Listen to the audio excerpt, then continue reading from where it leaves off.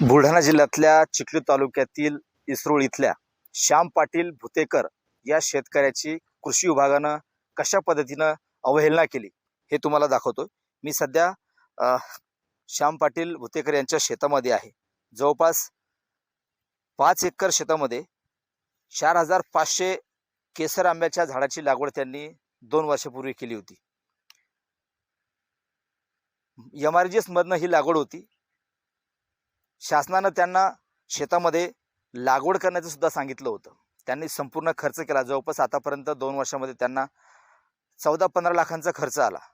मात्र अद्यापही त्यांना MRGS मधनं एकही रुपया अनुदान मिळालं नाही. वारंवार चक्रा मारतात 2 वर्षापासून. कृषी विभागाचा कृषी सहाय्यक असेल, मंडळ अधिकारी असेल, तालुका कृषी अधिकारी असेल किंवा जिल्हा कृषी अधीक्षक असेल, संपूर्ण कार्यालयाचे उंबरठे झिंजवले. मात्र श्याम पाटील भुतेकर यांना अनुदानाचा 1 रुपयाही मिळाला नाही. शेवटी या शेतकऱ्यानं आपल्या या 4500 जी आंब्याची लागवड केली आहे, केसर आंब्याची, त्या शेतावरती ट्रॅक्टर फिरवला. सध्या ह्या शेतामध्ये आपण जर पाहिलं तर ट्रॅक्टरनं ही जी संपूर्ण झाडं जी आहेत ही नांगरून काढल्या जातात. जवळपास 2 वर्षाचं उत्पन्न, केसर आंब्याच्या लागवडीचा खर्च 14 ते 15 लाखाचा खर्च आला. 1 रुपया सुद्धा या शेतकऱ्याला मिळाला नाही किंवा त्याचा फायदा झाला नाही. शेतकरी स्वतः श्याम पाटील भुतेकर आपल्या सोबत आहेत. अशा पद्धतीची त्यांची एवढी ही झाडं झाली होती. दादा मला सांग, काय नेमकं अडचण झाली? 2 वर्षापूर्वी तुम्ही जवळपास 4500 झाडांची लागवड केली. अडचण काय झाली? अनुदान काय मिळत नाही? जवळपास 2 वर्षापूर्वी झाडांची लागवड केली मी केशर आंबा. जवळपास याच्यासाठी 4500 झाडं हे 2 हेक्टरमध्ये लावलेत. 1 हेक्टर माझ्या वहिनीच्या नावानं आहे, यमुना विठ्ठल भुतेकर, व 1 हेक्टर लागवड ही माझ्या पत्नीच्या नावे आहे. तर संबंधित जे कृषी अधिकारी आहे त्यांच्याकडे वेळोवेळी जाऊन त्यांनी वर्क कोड वगैरे काढला, MIS केलं, या शेतात येऊन जिओ टॅगिंग केलं, परंतु अद्याप एकही MRGS म्हणजे ते याचा अनुदानाचा हप्ता एकही अजून अद्यापपर्यंत मिळाला नाही आणि त्याचं मस्टर सुद्धा त्यांनी काढलं नाही. इतका निष्काळजीपणा केला त्यांनी. मंडळ कृषी अधिकारी, तालुका कृषी अधिकारी यांनी ही गोष्ट कानावर घेतली नाही. शेवटी मी विद्यमान कलेक्टर साहेबाकडे गेलो, त्यांच्याकडे तक्रार केली. त्यांच्या तक्रारीच्या अनुषंगाने त्यांनी एक फक्त पत्र दिलं की तुमचं काहीतरी ते आधार सीडिंग वगैरे काही तर प्रॉब्लेम आहे. तर तेही केलं, आम्ही सगळं कंप्लीट केलं. तरी सुद्धा ते इतके निगरगट्ट झाले की त्यांना असं वाटतं की शेतकरी आमचं काहीच करू शकत नाही. नेमकं काय म्हणतात तुम्ही? वारंवार चक्रा मारल्या किंवा मला अनुदान द्या, काय नेमकं म्हणणं काय त्यांचं? त्यांचं म्हणणं काहीच नाही, ते काहीच कानावर घेत नाही.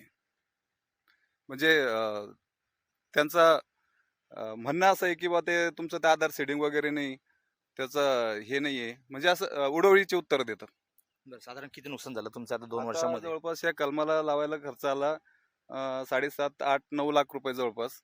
आणि त्याचं खत, त्याची ड्रीप, असं एकूण जवळपास 15-16 लाख रुपये खर्च आला 2 हेक्टर शेताला. आणि 2 वर्षाचं उत्पन्नही बुडालं. त्यासोबत दुसरी पिकं घेतली असते, त्यात उत्पन्न आलं असतं. आता काय मागणी काय आहे तुमची आता आता शासनाकडे? मागणी काहीच नाही, शासनाकडे एवढीच मागणी आहे. आता तर ते पैसे काही देणार नाहीत. फक्त संबंधित जे अधिकारी आहेत, कृषी सहाय्यक, मंडळ कृषी अधिकारी आणि तालुका कृषी अधिकारी, यांच्यावर सरळ सरळ निलंबनाची कारवाई शासनाने केली पाहिजे. असं न केल्यास अजून आम्हाला ते आत्मदानाशिवाय पर्यायच उरला नाही आता यामध्ये. नक्की जवळपास 14-15 लाखाचा खर्च आलाय. 1 रुपया सुद्धा अनुदानाचा मिळाला नाही.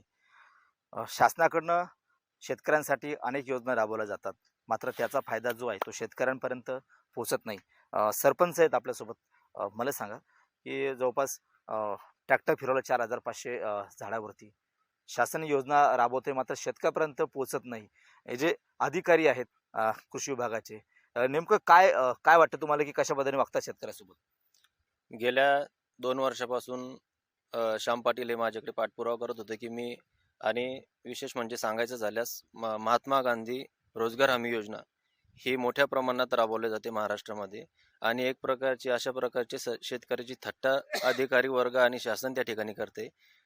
आपण लहान मुलासारखं, लहान बाळासारखं या शेतकऱ्यांनी या आंब्याच्या झाडांना लहानाचं मोठं केलं, रोपांची झाडं लावली, 2 वर्षाच्या नंतर उत्पन्न बुडवलं.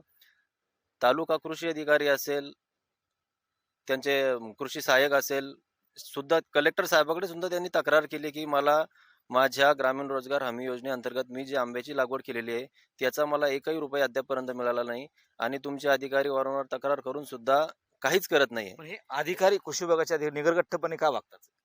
निगरगट्ट त्यांचं त्यांना माहित. त्यांना अधिकारी हे मुळातच गेंड्याच्या कातडीची बनलेले आहे, निगरगट्टे झालेले आहे. त्यांना शेतकऱ्याची थट्टा मुळात करायची आहे. शासनाच्या योजना फक्त या कागदापुरता मर्यादित आहे. एकीकडे शेतकऱ्यांना मदत करायची म्हणून आता जे आंब्याची झाडं लागवड करण्याचा उद्देश हाच होता की सोयाबीन कापसाला आज भाव नाहीये, सोयाबीन कापूस त्यामध्ये शेतकरी बुडाला आहे आणि एक आधुनिकीकरणाकडे शेतीचा हा वळण्याचा आमचा प्रयत्न होता यांच्या माध्यमातून की एक मोठा शेतकरी जर इकडे वळाला तर बाकीचे शेतकरी सुद्धा तिकडे वळू शकतात. पण असे जर थट्टा शेतकऱ्यांची केली तर याच्यावर अधिकाऱ्यांवर आता काय कारवाई करणार? त्यांचं एक प्रकारचं निलंबन करणार का? आमच्यावर तर अशा प्रकारचं हे झालं की आज आमचे शेतकरी वहिनी आणि ते घरी रडतायत की आंब्याची एवढी मोठी झाडं तोडत असताना सुद्धा आज त्यांचे डोळे पाणवलेले आहेत. नक्कीच. तर हे शेतकऱ्यांच्या व्यथा आहेत.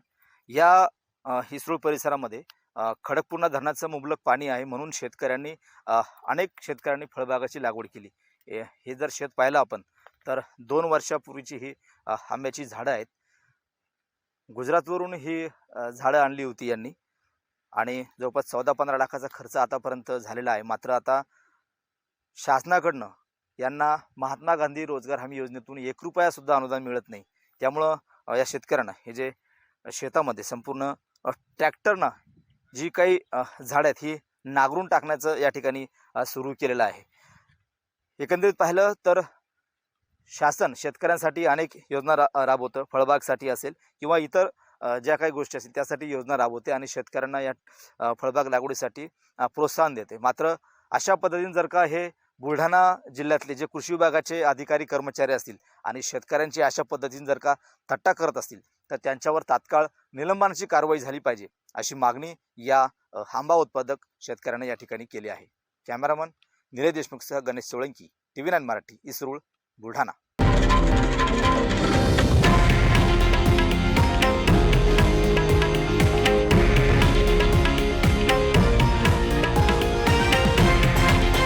हे आहे देशातील नंबर 1 न्यूज नेटवर्क आणि आपण पाहत आहात TV9 मराठी, एकमेव.